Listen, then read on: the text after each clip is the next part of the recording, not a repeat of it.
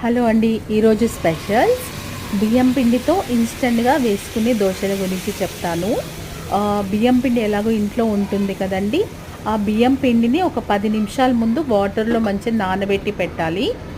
కొంచెం పలుచగానే నానబెట్టాలండి. దాంట్లో ఉప్పు, కొంచెం జీలకర్ర వేసి నానబెట్టాలి. ఒక 10 మినిట్స్ అయ్యాక మనం నార్మల్గా దోశలు ఎలా వేసుకుంటామో పెంచు పైన అలా ఫస్ట్ వాటర్ చిలకరించి ఆ తర్వాత దోశ వేయాలండి రౌండ్గా. దోశ వేసాక ఆయిల్ వేసేసినాక చాలా క్రిస్పీగా టేస్టీగా ఉండే దోశ తయారవుతుందండి. మీరు కూడా ట్రై చేయండి. ఓకే, చాలా బాగుంటుంది. టైం లేనప్పుడు నానబెట్టడానికి, పిండి రుబ్బడానికి టైం లేనప్పుడు, అలసిపోయి ఉన్నప్పుడు ఇలా ఇన్స్టెంట్గా చేసుకొని తినొచ్చండి.